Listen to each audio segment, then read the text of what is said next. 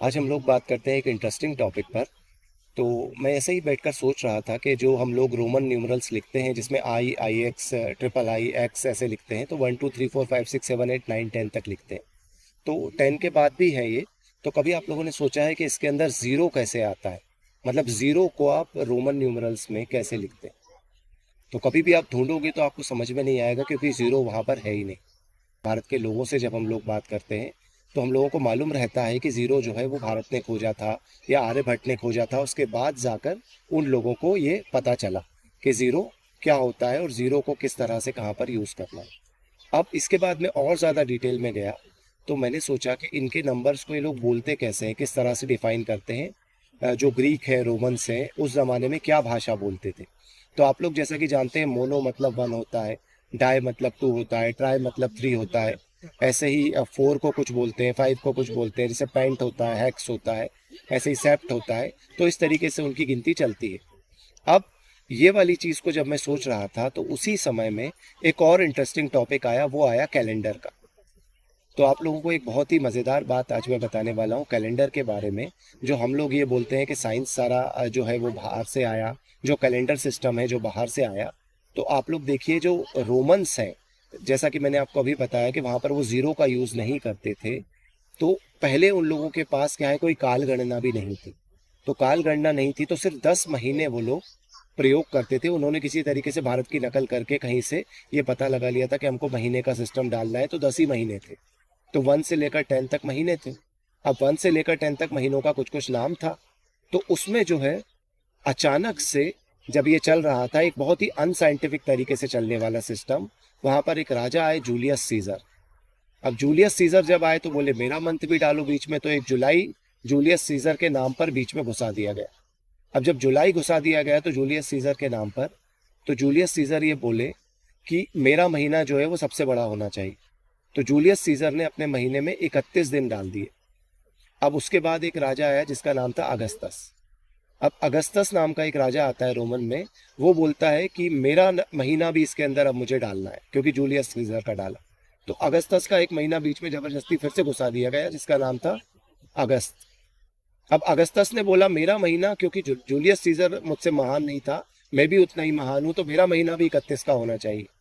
अब सब लोग जानते हैं, चूंकि जो चंद्रमा बढ़ता घटता है वो 15 दिन बढ़ता है, 15 दिन घटता है। लेकिन यहाँ पर महीने कैसे रखे गए?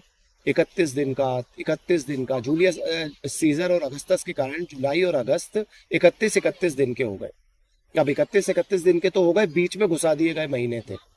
तो उसके कारण क्या हुआ मैं आपको बताता हूँ। आप लोग अभी भी, मुझे लगता है कि बहुत सारे लोग इस बात को मानेंगे नहीं, लगेगा एक अपोल कल्पना है। तो मैं आपको एक इंटरेस्टिंग फैक्ट बताता हूँ कि जिसके कारण मैंने नंबरों की चर्चा शुरू में की थी। हम लोग बोलते हैं वन को मोनो, पेंट 5 को बोलते हैं, हेक्स बोलते हैं 6 को, सेप्ट बोलते हैं 7 को। सेप्ट यदि 7 है तो सितंबर कौन सा महीना होना चाहिए? सितंबर जो महीना होना चाहिए वो होना चाहिए 7। लेकिन कौन सा महीना है? सितंबर है 9वां महीना। इसी तरीके से ऑक्ट का मतलब होता है 8। ऑक्ट कौन सा महीना होना चाहिए? ऑक्ट होना चाहिए 8वां महीना, लेकिन ऑक्ट कौन सा महीना है? 10वां। नौव मतलब नवंबर, 9th मंथ होना चाहिए, वो होता है 11वां। इसी तरीके से जब हम बात करते हैं डेका की, तो डेक मतलब 10। चूंकि वहां 10 ही होते थे, वहां पर मंथ खत्म हो जाते थे, बीच में जुलाई और अगस्त नहीं थे। इसलिए ये सारे महीने जब बीच में घुसाए गए, और अनसाइंटिफिक सिस्टम होने के कारण, नाम चेंज नहीं करने के कारण ये पीछे कर दिए गए।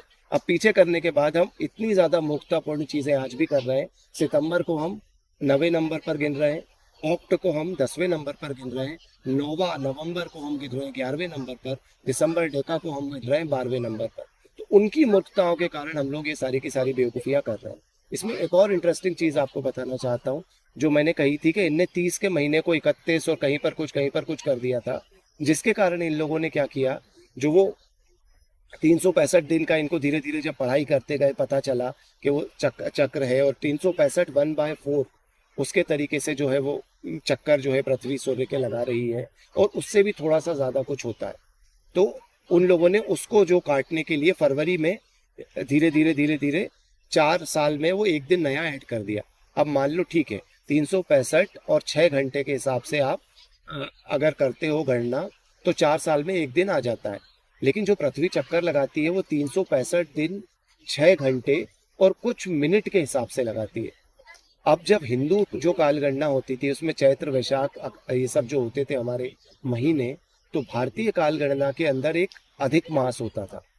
अधिक मास में क्या करते थे कि वो सारे जो समय है, वो जो मिनट्स का समय जो होता है उसको काट देते हैं, तो एक महीना अलग से कट जाता था। तो वो जो काल गणना है वो सूर्य चंद्र के हिसाब से पूरी सिस्टमेटिक तरीके से चलती थी ग्रहों की। तो उसके अकॉर्डिंग हमारे यहाँ की खेती और बाकी का सारा जो है वो समय हमें पता चलता था कि किस समय कौन सा काल आएगा, कौन सी ऋतु आएगी। उतनी ऋतुओं में पूरा का पूरा हमारा ईयर बटा रहता था। लेकिन चूंकि अंग्रेजों ने ये बहुत बड़ी मिस्टेक कर दी अपने आप को बहुत साइंटिफिक बताते हुए भी कि 365 1/4 तो ले लिया, ठीक है 6 घंटे वाला, लेकिन वो मिनट वाला वो भूल गए। तो वो मिनट वाला धीरे धीरे बढ़ते बढ़ते बढ़ते जब 20 साल हुए, 30 साल हुए, 40 साल हुए, तो आप लोग सभी समझदार हैं, जानते हैं कि वो मिनट से भी एक दिन बन जाएगा और बाद में महीना बन जाएगा। तो वो महीना बनकर धीरे धीरे धीरे हमारे जो है वो सिस्टम और सीजन्स पीछे जाने लगे। तो अभी आप देखोगे कि किसी सीजन में आप सोचते हो सर्दी आनी चाहिए, उस सीजन में गर्मी आ जाती है, गर्मी के सीजन में एक महीने पहले बरसात आ जाती है, एक महीने बाद कभी कुछ हो जाता है। तो एक तो उसका जो रीज़न है वो क्लाइमेट चेंज है ही, जैसा कि सब बोल रहे हैं, लेकिन ये अनसाइंटिफिक कैलेंडर भी उसका एक बहुत बड़ा रीज़न है। और अगर हमारे जो खेती किसानी वाले लोग हैं, वो किसानों की फसल बर्बाद होने का भी एक बहुत बड़ा रीज़न यही है, क्योंकि किसान जो है वो आजकल चैत्र वैशाख की जगह, हमारे भारतीय कैलेंडर की जगह जनवरी फरवरी के अकॉर्डिंग कैलेंडर देखने लगे हैं, और उस कैलेंडर में जो है वो ऋतु क्रम पीछे चला गया। तो यही बात मुझे आज करनी थी कि हम जो वेस्टर्न अप्रोच को बहुत ज़्यादा साइंटिफिक समझने लगे हैं, ना तो उनके पास जीरो था, और वो जो सेल्फ टॉक को आप ढो रहे हो वो भी बहुत ज़्यादा अनसाइंटिफिक है। तो हमको कुछ भी चीज़ उपयोग करने से पहले उसके बारे में ध्यान से सोचना और पढ़ना चाहिए। धन्यवाद।